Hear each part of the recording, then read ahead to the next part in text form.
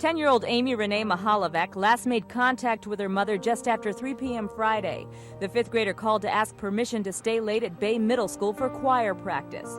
By 6, Margaret Mihaljevic called police to report Amy as missing. Mates told police they last saw Amy at Bay Village Square talking with an adult. Mounted rangers in Huntington Park, police, and FBI have little to go on, and with each passing hour, their search intensifies. Earlier search in the city-owned Cahoon Park turned up no clues. The blonde, brown-eyed little girl was last seen wearing green sweatpants, a lavender and green sweatshirt, and carrying a backpack. Anyone with leads is urged to call police. Hello everybody, and welcome to another episode of Oddity Acres.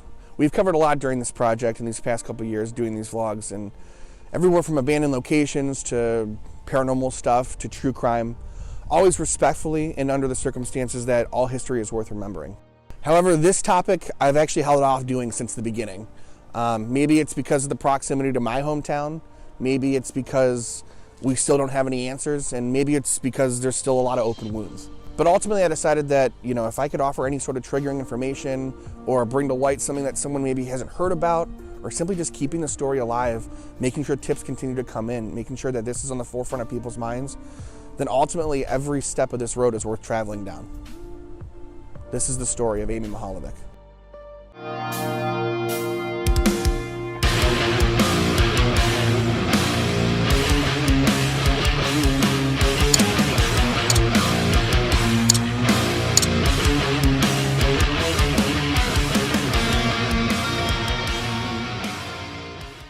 So right now I'm in the city of Bay Village, Ohio. It's just about 15 miles from downtown Cleveland, Ohio. So we're on the Lake Erie shores here, and we're in what you would call a relatively tight-knit small community. I grew up just in the bordering town, and we grew up kind of in a bubble, some people would say, and everybody that lived in that bubble knew what happened in that bubble. I was born in December of 1991, almost 2 years after the murder and kidnap of Amy Mihaljevic. And as beautiful as this area was, after that tragedy, we never escaped our parents' fear of the unthinkable. All of a sudden, we were watched outside.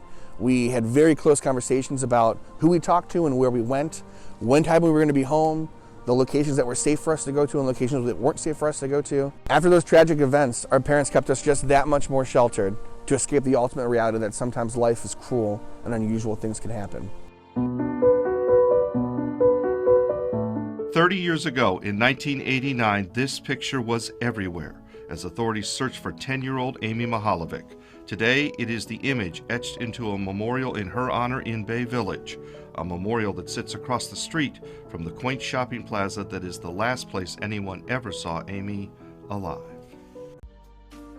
So it was Friday afternoon of October 27th, 1989, in this very shopping center. It was a beautiful day, kind of like most days in Northeast Ohio during that time. It was about 74 degrees, no rain in the forecast. It's one of those days where people are probably just getting ready to go into their weekends, not even having a clue the horrible events that were about to take place. Before leaving for school that morning, Amy told her mother, Margaret, that she'd be late due to her 5th grade choir practice. Amy was a 10-year-old 5th grade student at Bay Village Middle School, and by everyone that she knew, she was described as bright, gifted, sweet, talented, and kind to everyone she knew. They're trying to get to their Aunt Phil's house because their mom left them, and their aunt is the only relative they knew of. They got there, but with a few problems because their aunt died. But their cousin, which was living in their aunt's house, took them in. Now, Amy left for school that morning on her bike sometime right after her brother Jason, right around 7:20 per the investigation report. So to our knowledge and that of the investigators, she had a pretty normal school day. Everything went as planned, and she was released right around 2:04 p.m. as usual. Now, in the Mihaljevic household, the children were instructed to call their mother when they came home from school. So Margaret received a phone call at her work from her son Jason right around 3:10, and later at around 3:30, she received a phone call from Amy, which at the time she assumed came from the household. Later investigation shows that at that point when that phone call was made, she was probably already with her abductor. Going back a little bit of time to 2:15, just after she got out of school, leaves us right here per investigation. This is where Amy was spotted by 2 witnesses, as well as a mechanic that worked in the local area. Amy had received phone calls which encouraged her to meet somebody, to go shopping, to buy a present for her mother. There was a boy and there was a girl who saw her approached by this well-dressed man. They both sat down with an artist and they developed these composite sketches. Now at that time in 1989, in this shopping center there was a Baskin & Robbins ice cream shop, which is a local popular ice cream place. and investigators believe that that was the location and destination for Amy at the day. Now, per the investigation and the two witnesses, it was said that Amy was approached by a man right here where the Baskin-Robbins ice cream shop was. He said that he placed her hand on her shoulder and escorted her over to her vehicle. The witnesses described the male as a white male, medium build, middle-aged, about 20 to 30 years old, 5'7" to 5'10", dark hair, possibly wearing glasses. After interviewing witnesses, investigators say that the abduction took place between 2:20 and 2:30 p.m. Now, Amy told some of her classmates that she received a phone call from an unknown male, said that he wanted to meet up with her and buy her a present for her mother's promotion. At the time, Margaret, her mother, worked at the Trading Times magazine in Westlake, Ohio, not too far from this location. Throughout the course of the investigation, it would turn out that this male tried that tactic various times over that summer in a local city near here, North Olmsted. Many girls would go on to report that they had received very similar phone calls once this tragedy came to light. So fast forward a little bit to 5:30 is when Margaret, Amy's mother, got home and realized Amy wasn't there. So at that point, she immediately started calling friends and family to no avail. Nobody knew where Amy was. At that point, she began retracing Amy's steps and made her way all the way back to Bay Middle School, which is again just up the road from here, and found that Amy's bike was still in her bike rack. This prompted her immediate trip to the Bay Village Police Department directly across the street, investigators say at 5:58 p.m. Now this triggered an immediate search for Amy. Neighbors, people, police, different agencies, they all were here searching the woods of the park, searching the areas around the neighborhood, searching friends' houses. You know, they thought maybe that she had got lost in the woods searching for animals. They were hoping that there could be any other circumstance other than a kidnapping. By 11 p.m. that night, Amy's picture was on the local news, and the entire surrounding area knew of the tragedy that had just occurred. Okay, let's go ahead. A massive search ensued, and Amy's anguished parents, Amy, if you can hear me, pleaded for her return. Now, over the span of the next 3 months, not only with the Bay Village Police Department, but over 60 agents from the FBI, among other task forces, were involved in this investigation. When a 10-year-old girl is missing overnight, that's bad news. The then novice investigator knows they've got to move fast. Okay, let's go ahead. You have to push forward, and you push forward with that urgency that makes you want to go out and figure this thing out right now. The chances are, you know, if it's really an abduction, she may not be alive much longer. Her body was found 3 months later in a wheat field on County Road 1181.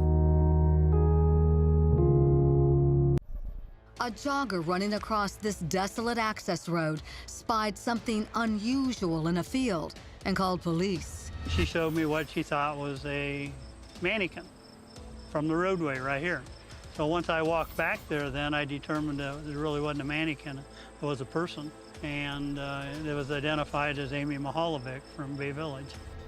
Amy lay just yards from the roadway, her tiny body beaten and stabbed.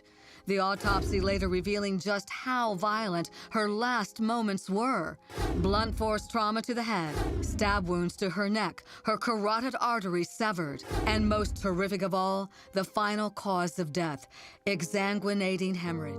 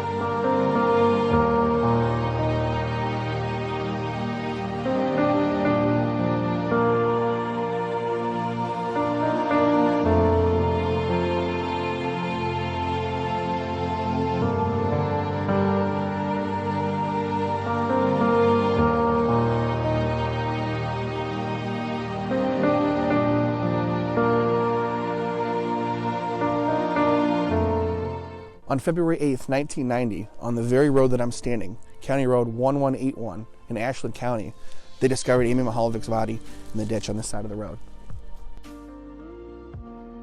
So on that morning, a jogger was running down this very road, and that's who actually discovered the body of Amy in the ditch right on this side of the road.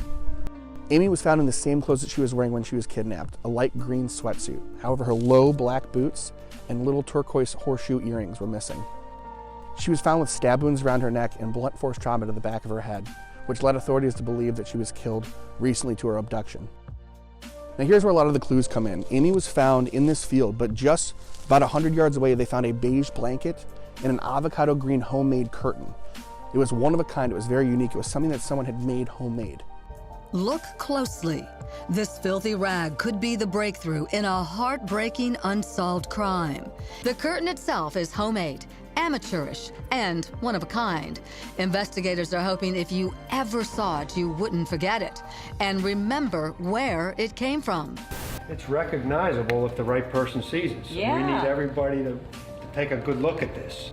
It's very important. Somebody knows where this curtain came from, and that's really what we need help with right now, more than anything else, to take us to the crime scene in between the abduction site and the body recovery site. That's what we need. If we can figure that out, it may take us right to the killer. Authorities believe that she could have been wrapped inside of either the blanket or the avocado green curtain. And they actually did find evidence of DNA in both of those samples. So authorities believe that the killer also had to have extensive knowledge of not only Bay Village and the surrounding areas, but Ashland County and the area that we're in right now. It's always so crazy when I come out to locations like this. I know that I say it in every vlog, and a lot of the times when I'm covering something in a topic like this that's, you know, such a horrible, tragic event, to be in a location where, you know, these events took place, really just, you can feel the heaviness around this area. And it's such a sad story, and I know that it's so close to home. It certainly affects you when you come out this way, that's for sure.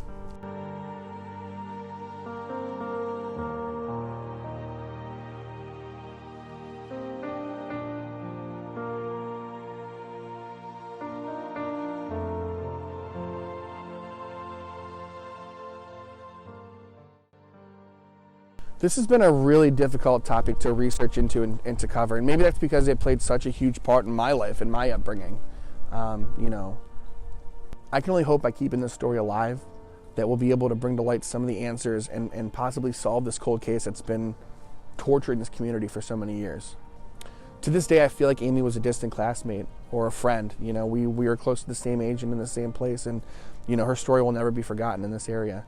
Her story has burned into my subconscious the awareness of vulnerability and the awareness of my surroundings that have undoubtedly kept me safe throughout my life. So for that, I owe you. Thank you, Amy. This one's for you.